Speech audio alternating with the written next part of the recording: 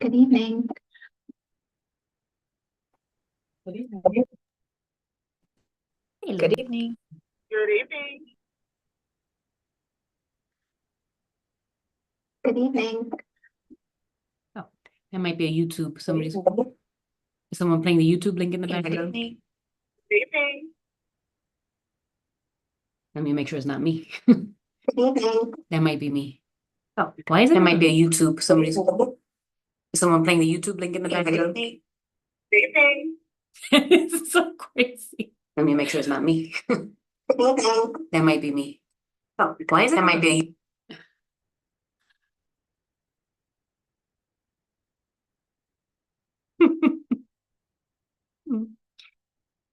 Might be it. Who was it? It was me. There's no more feet. Okay. I had to copy the link so I could put it in board docs and stuff, and I totally was not muted.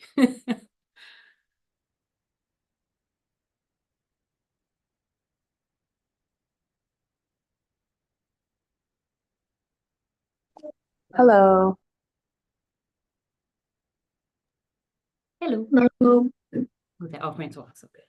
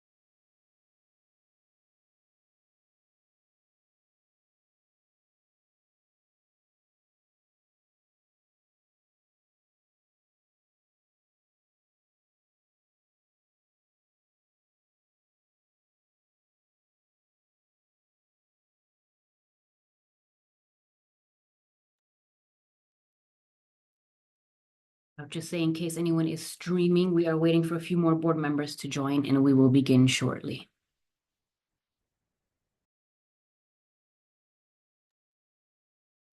Christina, did anyone say that they weren't going to come today?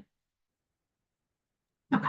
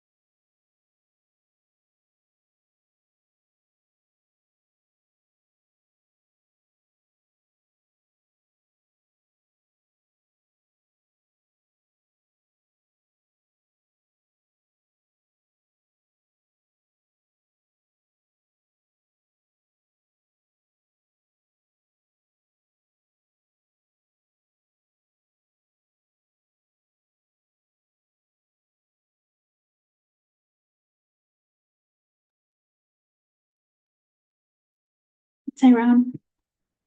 Okay. And we have Corey. It looks like we have a quorum, Christina. Yes, we do. Okay. Should we get started? And the staff is on the call, yes. Awesome. All right, great. Well, good evening, everyone. We're so happy that you've joined us tonight. Welcome to the board members, the superintendent, Hartford Public Schools staff members, all of our outside partners. I see so many of you tonight, and the public that's joining tonight's meeting. This is a committee of the whole meeting where we will be discussing contracts that were provided through board docs. This is considered a special meeting though, because we will be going into executive session at the end to discuss the annual evaluation of the superintendent.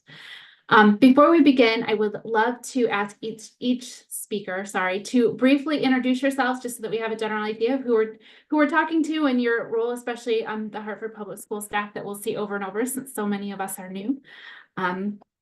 And with that, we will begin this evening with item 1.1, contract continuation approval for the community schools. And I will turn it over to Dr. Torres Rodriguez.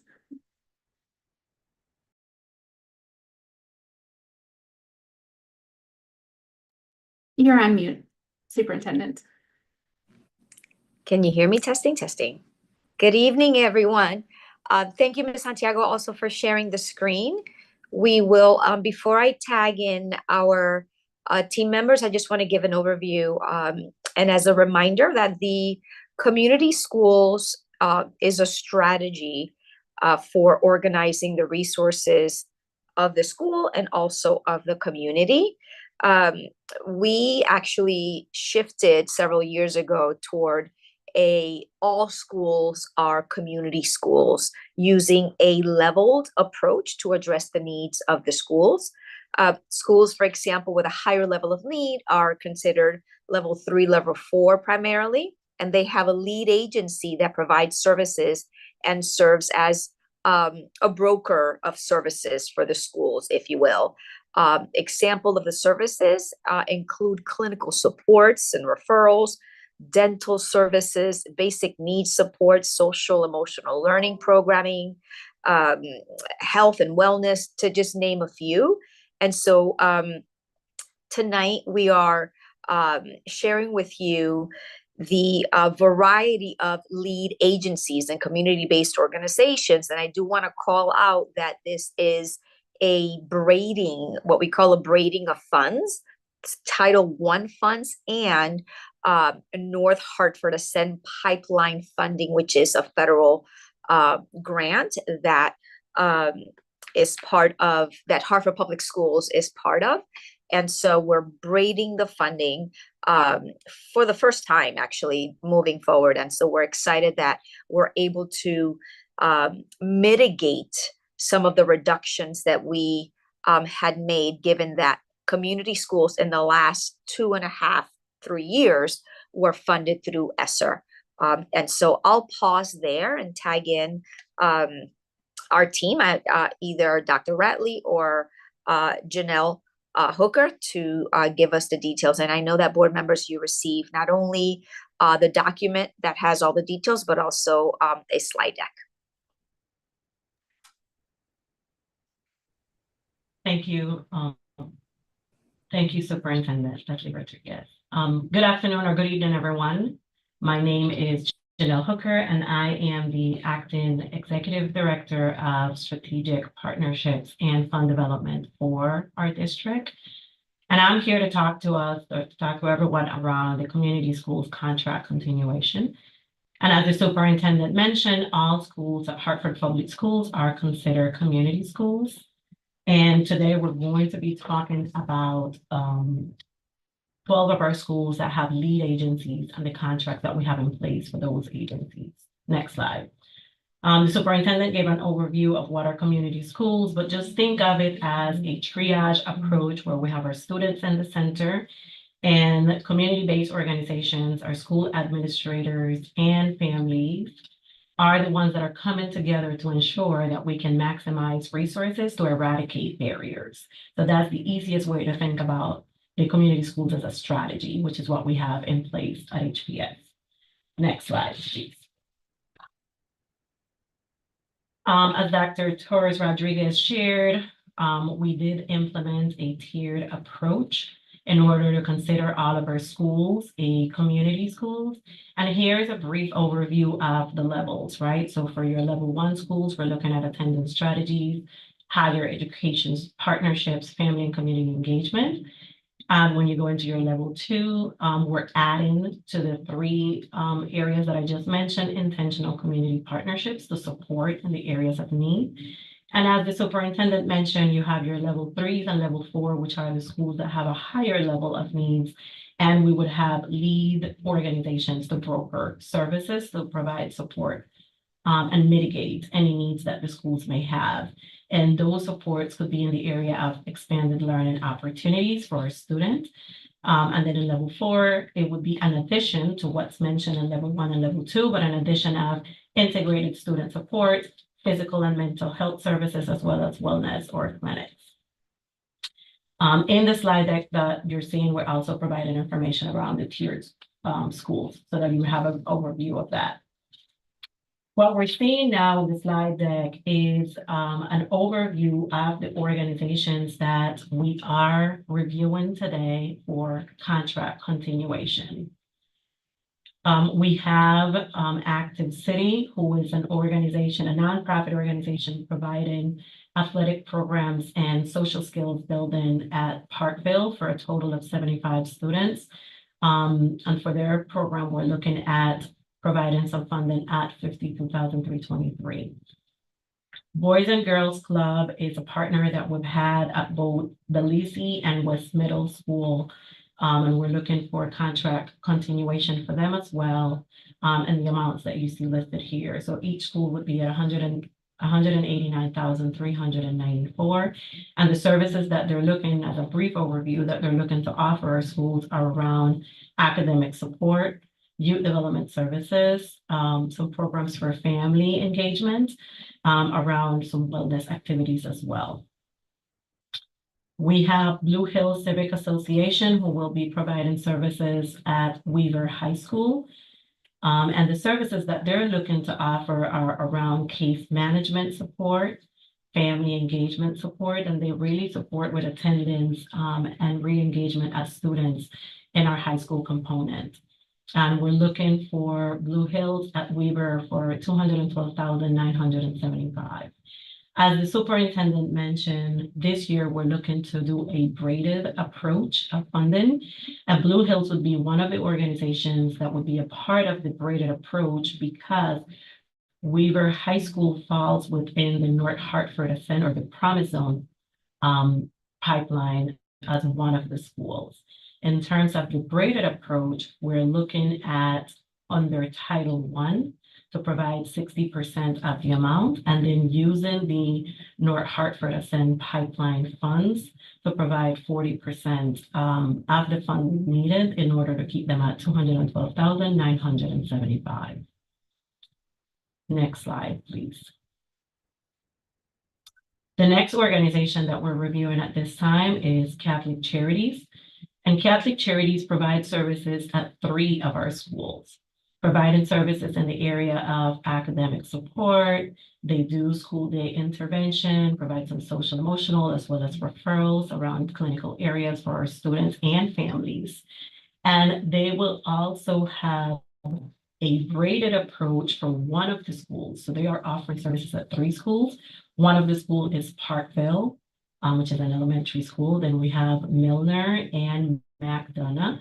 Milner falls within the Promise Zone or the North Hartford Ascent Promise Zone catchment area and would be one of the schools that we would be able to utilize a similar approach where 60% of the funding would come out of our Title I funding and 40% out of the North Hartford Ascent pipeline. They're looking to have funded allocated for Parkville in the amount of $213,281, for McDonough, $213,281, and for Milner, $225,000. Next slide, please. Our next organization to review would be the Village for Families and Children, who offers services at 6 of our schools. Their services are in the area of academic support, self-esteem and development, services for students, parent and family engagement, among other services that they also offer at the schools. Out of the 6 schools that they're looking to continue their contract, 3 of the schools would have a braided approach as well, as those 3 schools fall within the North Hartford Ascent pipeline catchment area. They are looking to provide services this year again at Burns, Burr, and MD Fox, which would not be a part of the braided approach of funding. And at Burns, we're looking for 204,750. At Burr, we're looking at 153,790. And at MD Fox, we're looking at 194,512. For the schools that we're looking for the braided approach, we would be looking at Martin Luther King for a 60-40% approach. 60% would come out of our Title I funding and 40% would come out of NHAP or North Hartford Ascent Pipeline funding for a total of 213,750. For Sand Elementary, we're looking at the braided approach as well for the same make of 60-40, where the total amount would be 150,000, and then the last school would be Wish, which would also have the 40-60 approach, where 150,000 would be the total amount that we're looking to fund for that school. Next slide, please. For the service that these providers are coming to offer our schools, we are looking to have some monitoring around program enrollment to ensure that the number of students that they are sharing, that they will be offering services to, is actually happening. We're also looking to ensure that they are focusing on academic performance and our school connectedness to school, in the sense of decreasing our truancy of our students. And what we're working in terms of academic performance, we're ensuring that their curriculum and our curriculum from during the school have an alignment and provide opportunities for our students to have a practical experience to what they're learning throughout the day. We will be focusing this year on an increase of parental engagement around decision-making processes, and those processes are around our SGC approach, to ensure that we have parents at decision-making table in an active role. We are looking to ensure that our teachers are feeling that the extended learning opportunities are in support of the practical that our students will be getting for the curriculum that is offered throughout the day. So we're looking to ensure that the number of teachers that are a part of these schools that are being looking for contract continuation see the added value of such approach. And the other part that we will be looking at as well is a tighter alignment with our partners in support of district goals that we have at our schools around attendance, ensuring that our families are aware of things that are happening within the school, as well as the alignment between the curriculum, as mentioned before. We do intend for next year, for school year 25-26, to do or to put these contracts out for bid using the RFP process. That concludes my presentation, and I'm open for any questions that you may have at this time.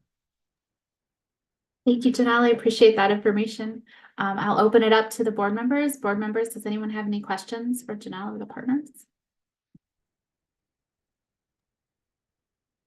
Good afternoon, everyone. I do have a few questions. First, can you tell us a little bit more, Ms. Hooker, about the different levels that are assigned to the schools, like the community schools tiered partnership components?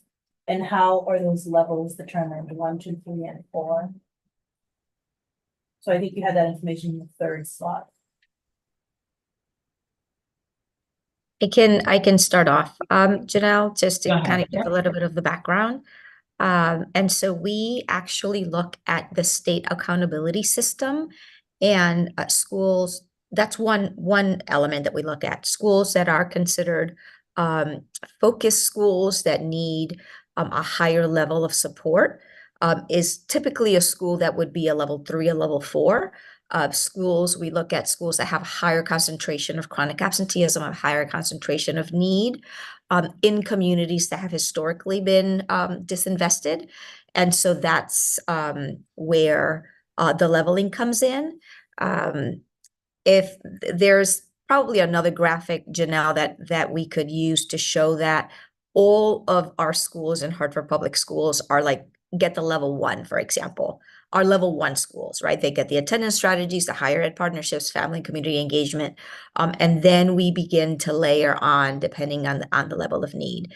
But it is those key indicators, the schools that are considered at the state level, schools that are level 4, level 5 schools, which are the highest level of need schools, and then schools that have the higher concentration of chronic absenteeism, and depending on their community location. The other piece that's unique for this contract is that because of the braiding, we actually matched the schools that could be already considered tier 3, level 3 or level 4 to the schools that were part of the federal grant, the North Hartford Ascend pipeline. I don't know if anything else, Janelle, that you want to add, but I just wanted to add the context relative to the state accountability. Thank you, Superintendent. And then I know that on the highlighted document that says the tier partnership components, you will be able to see the actual listed of the schools. So you will be able to see our schools that are in level 1, our schools that are in level 2, our schools that are in level 3, and our schools that are in level 4. And as the superintendent mentioned, level 3 and level 4 are the ones that would have a higher concentration of needs based on that description.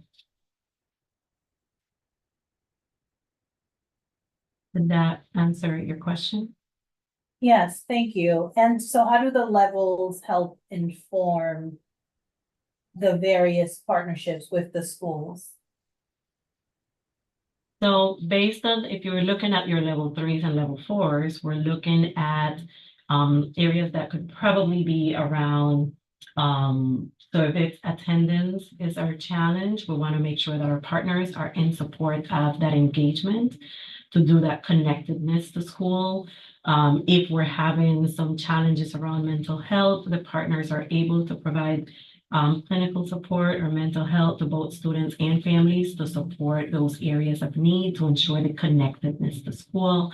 So the services are tailored based on the need that each one of the school and their communities have. So the beauty of community schools is that it is a relationship between your school administrator and your CBOs to sit down and look at what are the needs that the school is having and what are the services that the CBO can bring in to the school.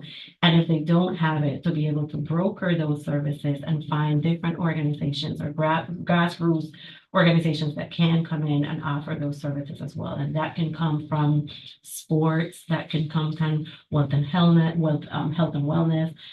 It could just be maybe theater, maybe some exposure that they want to do to ensure that our students are getting a variety of services to support around academic. Something else that I'd like to expand on is that it also depends, Ms. Fortune, on what the data reveal.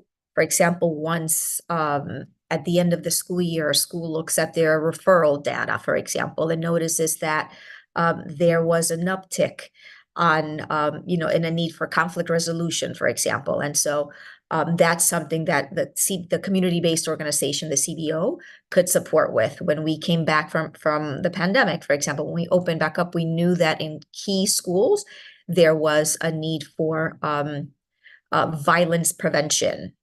And so the community-based organization was very explicit in identifying additional resources and support. And so while I want to say that, yes, level 4 offers those integrated student supports, they might be very explicit depending on what the data or the need is showing at that specific school.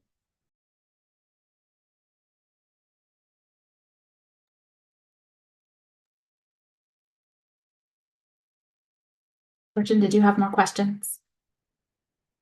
I do have one more question. So I'm familiar with all 5 of these organizations that are offering those services. Quite to my surprise, since I'm fairly new on the board. Can you tell me more about Catholic Charities and their services? I know Hartford is a pretty multicultural city and students from all faith backgrounds. I would presume that the services they're offering are fairly secular, but I don't want to make that assumption. So yes, thank you for that question. And I actually do have partners with me on the call today. And I would really want to allow them to give a little overview of the services that they offer at the schools, which could look a little different. There are only several schools, and it could look a tad different at each school. I think I have with me in today's meeting, I think Mr. LeBron is on the meeting with us. Yes, so Catholic Charities, so thank you, and thank you for the question. It's something that we do often get, and I appreciate this committee meeting and exploring and digging down deeper into the work that we do. So Catholic Charities is a CBO like others. It is the nonprofit arm of the Archdiocese of Hartford, but we serve everyone. There's no one turned away, and there's not a service that we do not provide. So it is the essentially the nonprofit arm of the Archdiocese. But again, it's removed from being a faith-based organization. So we're Catholic only in name, but not in services. Some of the services that I can share that they do offer, and this as, for example, at McDonough, and Nick, you can correct me if I'm wrong, but in my site visits at McDonough, it was identified that students could benefit from having partnerships with barbers or hairstylists, because it was an opportunity to help our students to feel good as going to school, and they were able to solidify or broker additional partners to come in and offer those services. A food pantry was something that was needed as part of a service for that neighborhood, and it was something that was also a service that they were able to provide. So that is just to kind of share a little bit of something that happened at McDonough, but then at Milner, it could look a little different. While they also have an opportunity to offer food services for families in need, they also have some sports related activities that get offered at Milner. They had some career exploration that they're able to offer, exploration and opportunities for students to explore at that particular school, which is a little different from what they bring to Parkville for the students that are there. So it depends on the school, it depends on the grades of the school, the make and the needs that the service get customized based on the needs assessment, conversations with their school administrator to ensure that it's also in alignment with the school improvement plan.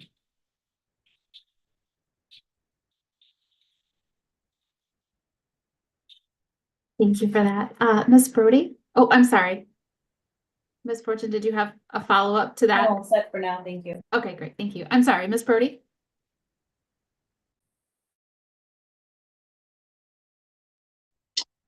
Thank you for that presentation. I don't know if it's a question or a concern around the number of students served. That number seems low. Maybe it doesn't seem low when you get to the high school level, because that's a whole nother set of children. They are approaching adulthood. Is a lot of complexities there in how far you can go with those students. But for the amount of money associated, like with the elementary schools, to me, those are low numbers as far as participation. So is that flexible? Could it possibly be raised? That's my concern. I'm wondering if, Janelle, before you answer, also giving an opportunity for one of our partners to speak to what the costs, examples of what some of the costs entail. And I know that as Ms. Brody referenced, right, it looks, sounds, and feels different at different levels, but it would just be good if one of our partners gives some Sure. actual information. Yeah. So, I mean, I was just talking, so I'll be able to jump in. So So we provide and I apologize, apparently I had my camera wrong. I'm not the best at technology. So for folks that were watching, if my kids were watching, they would laugh at me. But at Catholic Charities, we provide a core 4 services. So and we also take a braided funding approach. So Hartford Public Schools isn't our only funder. We have to seek out multiple grants in order to deliver services. And so for those grants and for those dollars, those are particularly associated with after school numbers, but we actually serve the entire school through all of our services. So our core 4 services are parent service coordinator services and parent engagement services. We offer case management and scholar support services through our BAG program. We have our after school program, which is primarily associated with the dollars of the from Hartford Public Schools. And then we also offer clinical, which entails billing and Medicaid reimbursement. So we have to look at different ways in order to fund. But the numbers that are I would imagine, without me looking at them too clearly, those are uniquely tied to the after school. But we bring all of our services along with referrals to our agencies, all of the CBOs. One of the things about it is that we have access to our central agencies, which provide a milieu of services. So every scholar and family in each school has access to all those things. So I think it's a case of being, more exacting with the numbers. But in terms of all of the services with all the providers, we provide services to everyone in the school. Hopefully that was helpful. So are we able to get that from like what, not for Mr. LeBron, but more for Hartford Public Schools? Are we able to see that? Because that doesn't reflect in what was presented. To get a truer picture of what we're receiving from the organization to make what we've seen tonight make sense, for me at least. Ms. Hooker, we have that information more explicitly that we can provide. We do. And that is an excellent question to bring up. So the numbers that you're seeing from the slides that were presented are the number of students that were looking for a higher dosage and consistent cadence of support around case management, around the services that they're offering. But as Mr. LeBron shared, the organizations do have activities and services that are open to the entire school population.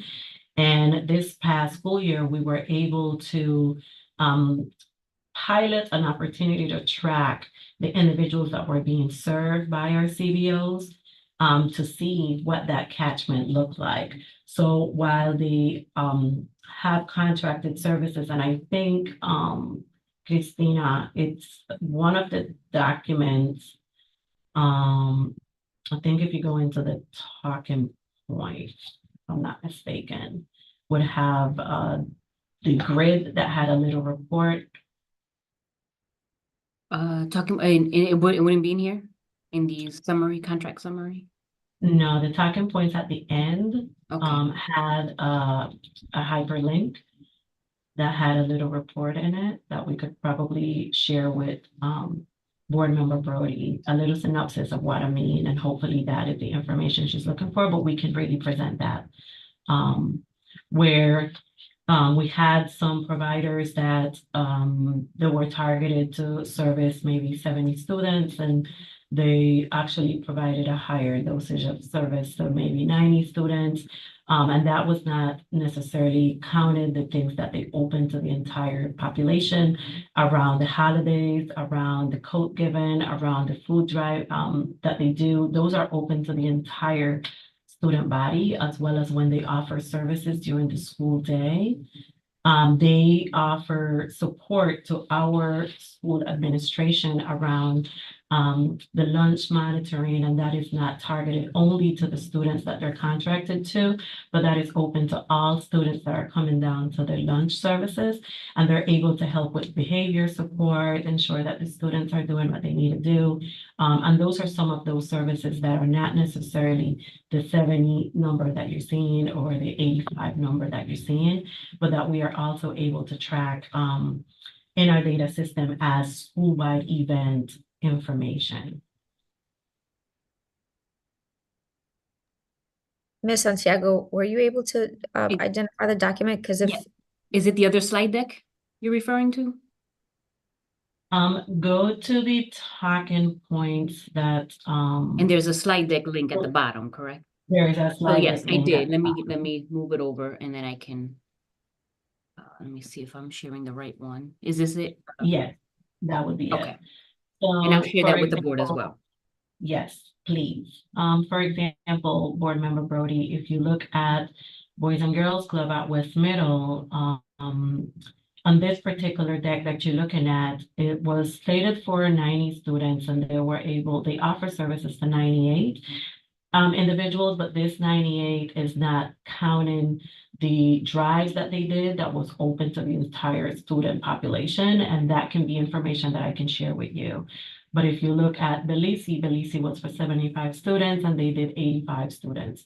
So there are touch points where our partners, while they have a number that they're supposed to be, that we're looking for the higher cadence or dosage of service.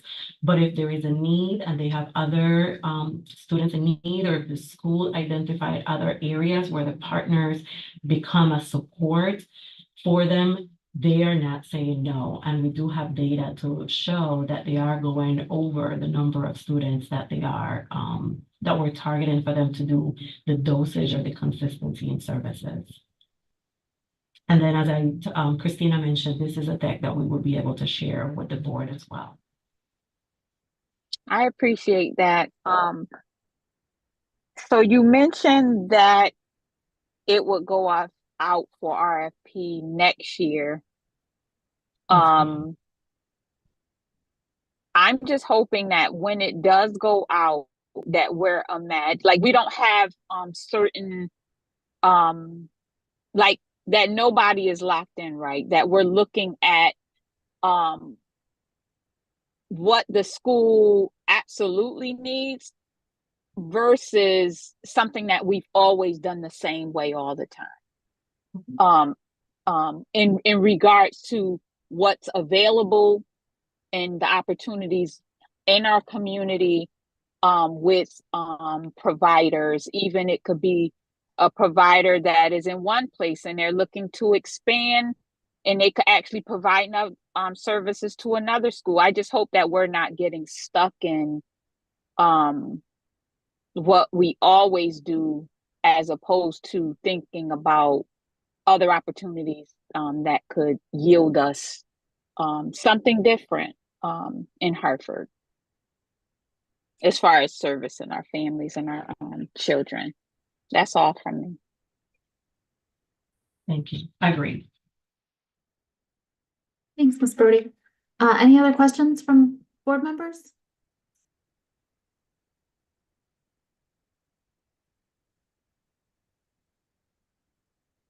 All right, seeing none, thank you all for this information.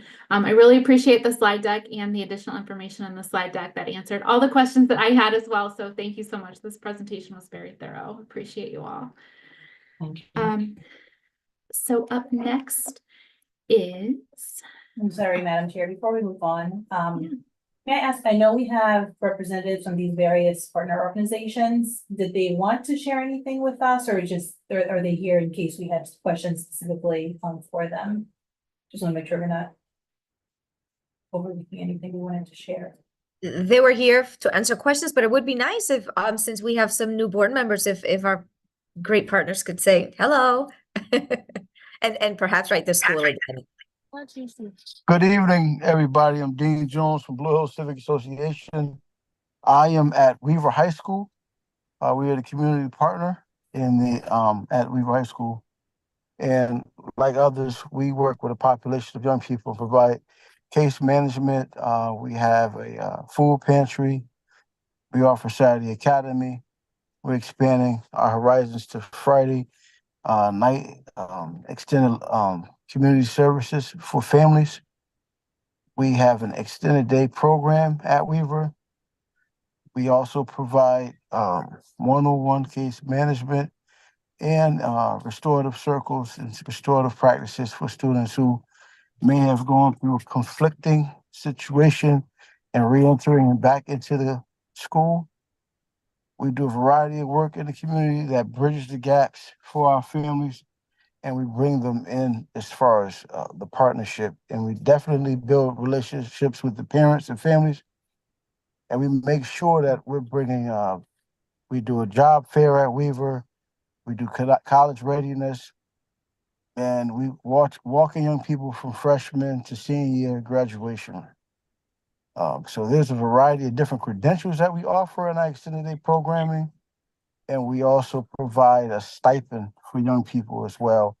And we do resume writing and provide an outlet for persons, young people at Weaver, to get a summer youth employment opportunity, because we are we are the biggest nonprofit summer youth employment agency during the summertime. So we have a variety of opportunities for young people and the students in our school, and that's just pretty much a quick glimpse of what we do at Blue Hill Civic Association in collaboration with Weaver. And you guys can come through. We'd love to have you come to our room 2070, do a tour.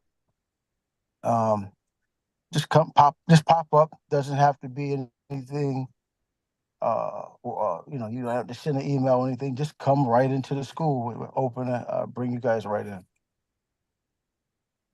Thank you, Dean. My name is Vicki Gallen Clark. I am the Executive Director of Blue Hills Civic Association, also doing business as Building Hartford through Community Action. I'd like to welcome the new board members. I'd like to acknowledge Dr. Torres Rodriguez and Janelle Hooker, great partners with us, and also Dean Jones, our Director of Community School Partnership at Weaver. I'm super excited as we move forward. Yes, we are going to focus on family engagement. That has been our mantra, always to include the entire family, academic enrichment, attendance. But I'm super excited because we are preparing, our intentional focus is to prepare our young people for the workforce development. You're going to hear that over and over and over again. Last month, the state announced that they had 90,000 job openings, and they're desperately looking for candidates. Well, guess what? We have the candidates. We have a diverse talent pipeline. And so we're going to be preparing that pipeline for those 90,000 some jobs and making a contribution not only to our city, but to the state. So I'm super excited to be part of this collaboration. I'm super excited to be linking arms with all of you to get this work done.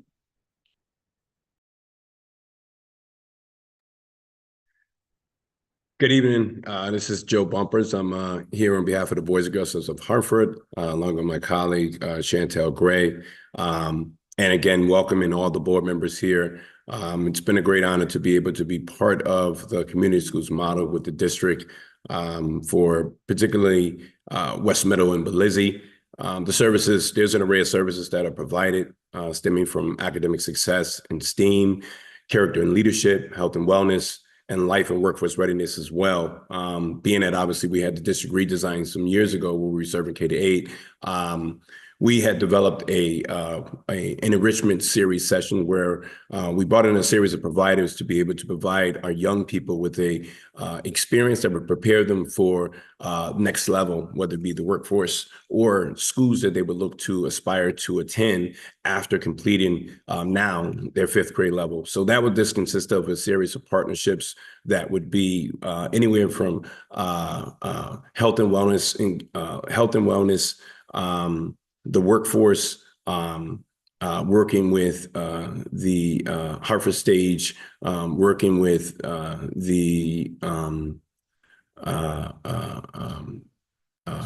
Bushnell Partners, along with other CBOs, that they would have an array of enrichment series twice throughout the program year to be able to work with specific experts who have a specific expertise that allows kids to be able to engage in about a 1 hour series sessions over a 4-week period of time. Which allows kids to really get a better handle on, what areas of focus they might want to go into. Also with that, we focus on academic success. We have a specific program, which is called Power Hour, which helps kids to become self-directed learners, which also is comprised of a pre and post-test assessment. The majority of our programs that we offer consist of pre and post assessments where we're able to gauge, what kids have learned, obviously coming in versus post the programs that kids are actually participated in as they conclude. We also provide a number of different services throughout the course of the program year in support of the school, as Dr. Leslie Torres and Ms. Janelle has alluded to, in terms of specifics that the school may need while we're looking at executing what our community school continuation application grant specifies, but we also identify this other specific needs that they may have, whether it be a family that's in need. We've had several instances where there were families that may have had a specific need. We also have, as Nick alluded to, different funding sources that we have to secure. And we've partnered with Stop and Shop to help a lot of our families to support supplemental foods during difficult times. Also during the holiday season, there are Stop and Shop gift cards that we're able to provide to families to support them, but not only during the holiday time, but also during specific times of need. And there's also, in terms of the after-school parental component, really looking at being strategic in how we identify the services and supports that are needed for parents, whether it be GED classes, whether it be behavioral management classes, or specific things that parents are looking to do to be able to enhance their overall professional development or engagement with their children. So Boys and Girls Club is excited to be a partner. Obviously, as many of you know, we partner with HPS and working with the Hope Academy program, which concluded this year. But we had been in partnership with HPS for well over 3 years at the Asylum Hill Club and 2 years at the South End Club. And so we continue to look to help to bridge that gap, in the community, and continue to be, one of the beacons of hope for our young people, as many as the CBOs are here today.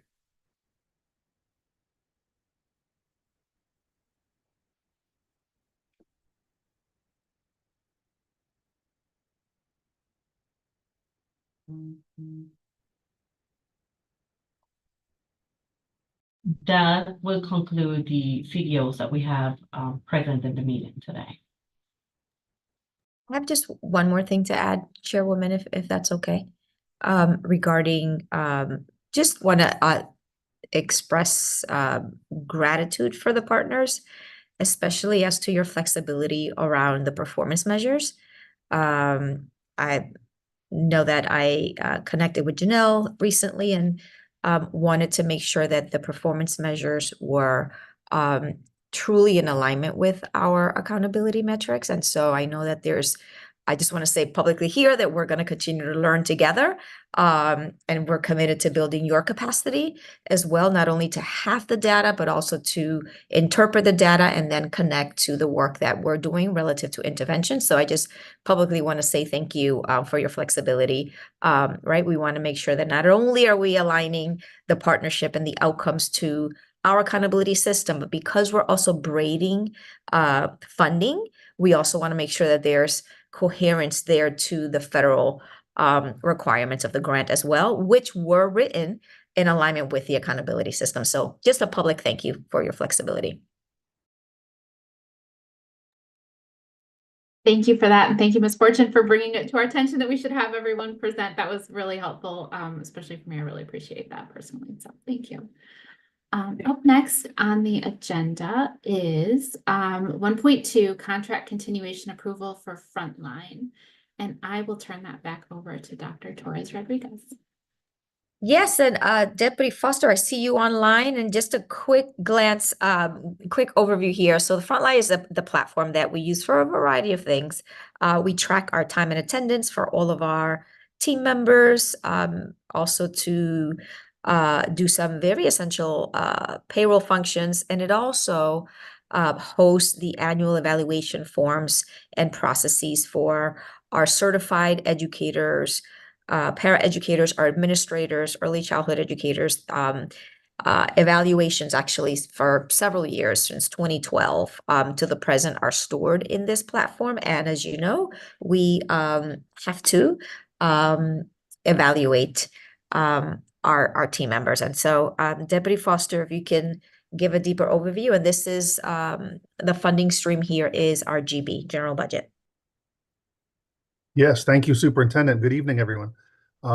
So as the superintendent said, Frontline is one of our sort of essential enterprise platforms. If you think about alongside Munis, Power School, and Nimble, and really the Frontline, as the superintendent said, we use 2 modules of the Frontline product, and so the contract in front of you is our annual renewal for those 2 modules. So it's about $100,000 that is reflective of the module for time and attendance, and about $56,000 that's reflective of the module for our monitoring our educator evaluations. And so just to put a little more context on what time and attendance is, that's the system. So we have clocks in all of our buildings.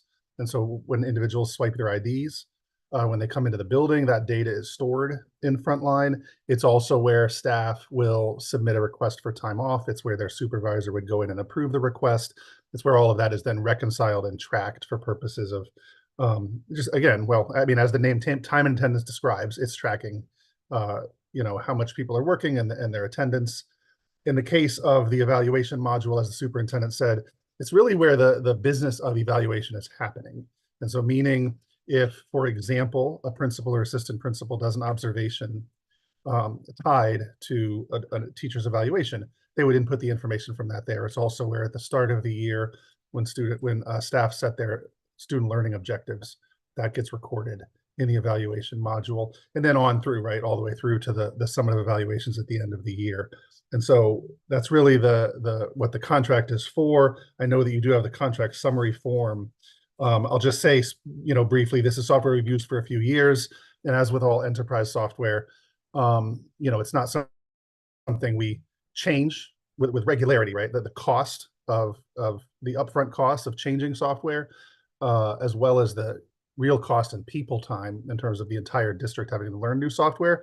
We're very mindful of that. And so the only times you really, with an enterprise platform like this, the only time we really move towards a change is if the vendor is significantly changing pricing, and the other would be if they're just not meeting our needs. And neither are the case with Frontline. So the reason we're coming to you with a renewal proposal is because the pricing is both consistent with what we've been paying, but also in line with market rates for these products. And then also it's meeting our needs.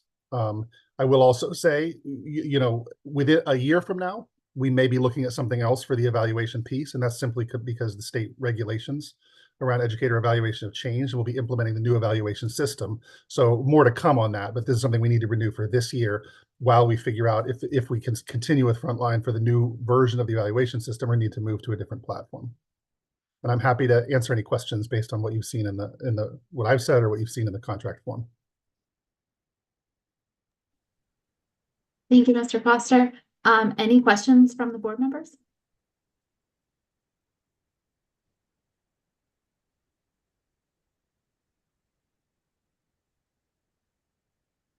I will ask a quick question, just in case anybody else thinks of any before we go on. Is this software that is specific for teachers, or is it more of a general program, just time and attendance? Yeah, it's a great question. Time and attendance is for all employees. Evaluation, it's select groups of employees for whom the evaluation that we have to manage fits with this platform. So we do have some staff, particularly, for example, in central office, where their evaluations don't live in this system, but because it's all teachers, their evaluations live in this system, it's the vast majority of our workforce. Understood, thank you. And then is this also where if a teacher, based on the contract, has extra pay coming to them, do they log that into the system as well, or is that done elsewhere? That gets entered directly into Munis by the executive assistant, and so it's a process that we're revisiting and considering how do we make it better, because we've certainly heard concerns from the field. The way that process works, because part of it is because across all of our unions, we have so many different versions of differentials and extra pay. And so it's not a simple process. And so it starts with a timesheet that gets submitted or a differential form that gets submitted. And then at the building level, that's going to get the information from that gets entered into the payroll module in Munis. The timesheet's attached as backup to make sure we have appropriate backup to justify the pay. And that's how the process happens. So we are examining ways to improve it, but that's not something we do in Frontline at this time. So, thank you. Mr. Walker. Hi, very much. I'm on my phone, so I'm struggling with the technology a little bit. Deputy Superintendent Foster, I have a couple questions around the contract management part. This Frontline has been renewed since 2017. Is there any way we know that we're complying with the rules to reassess this tool, to periodically competitively look at it? Do you have an answer for that? So are you saying, when will we do that, or how do we do that? Is that? Well, right now you've done it, according to this, for 6 straight years. This is the 7th year. We've just renewed it every year. I have no idea whether we're complying with contract management rules. Like, is there some point at which we're supposed to reassess it? And if not, can we confirm that we're still complying with contract management practices from the city? Yeah, so we're certainly compliant with the contract and the procurement rules of the city. There's no question about that. I mean, I'll give you a comparison, which is Munis, right? So Munis is the ERP system that manages all of our finances for both the schools and the city. That's been used for many years, longer than back to 2017. So in the case of software, as I sort of tried to speak to earlier, if there's not an issue, where we're not seeing a problem with the software delivering on what we need, or an issue with the vendor relative to pricing, there are tremendous costs associated with changing a platform like this, just like there'd be a tremendous cost associated with changing the Munis platform. And so no, it's something that, we certainly keep our eye on the marketplace. And I would say Frontline is one of the leading products on the market for time and attendance in school systems, as well as evaluation in school systems. But we're certainly compliant with procurement rules relative to the city. Okay. Then beyond this meeting, I just need to be educated for you to show me that so I can see that, right? Okay. And two, a follow-up question is, if you're doing this analysis, then please show the analysis that this is a leading product. You've put in there that, in essence, that I agree with you in terms of no one wants to just change the system out, because it's a huge cost of changing out. But we're saying here that somehow this is a cost competitive tool.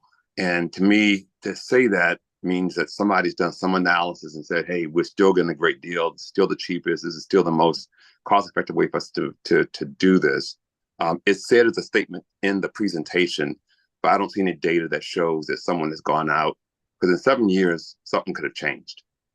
So let me clarify what I said, and I think what I said in the document. So we certainly can do that, right? We can go out to other vendors and look at what their pricing is. But that's not when I said that we're looking for 2 things, right? When we're considering renewing an enterprise software system. One is are the costs significantly changing from what they were when we made the initial investment? Obviously there's inflation and things like that, but not, is a vendor trying to price gouge us, 2 years into a contract or something like that. We're paying attention to that, and then we're paying attention to whether or not it's meeting our need and is providing the functionality that we need. So I wasn't meaning to imply that we went out and said, yep, this is cheaper than everything else on the market, and that's why we're sticking with it. What I was saying is the pricing has been consistent with what we got when it was competitively bid in the first place. Yeah, and so that's why I'm asking that second be done.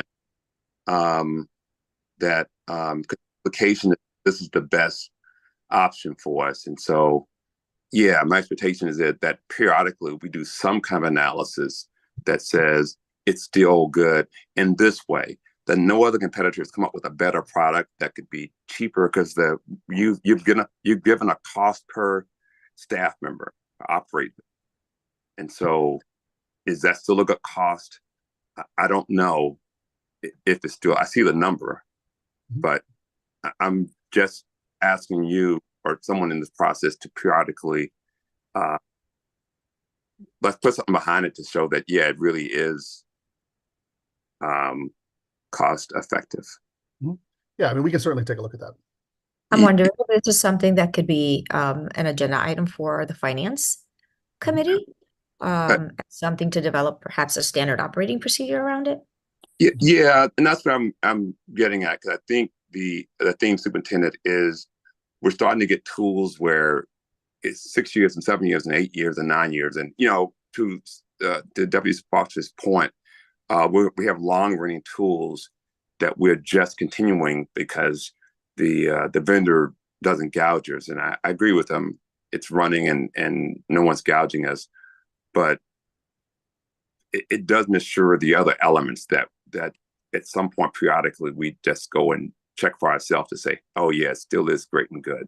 So yes, that can be, I am leaning towards, think of putting some process together that says every 3 years or 5 years, some cycle that we go out and do a little work in that area. Certainly happy to do that. Okay, so yeah, I'm superintendent leading that kind of as an action for us, not necessarily an objection against the tool in its continued functioning, but just to put some meat behind the assertions that the deputy is making. Understood. Okay, Madam Chair, that's it for me. I'm just suggesting that, or recommending that we have this as an action, as superintendent said, that we will do outside of this meeting and set up a process. Of course. Thank you, Mr. Walker. Appreciate that.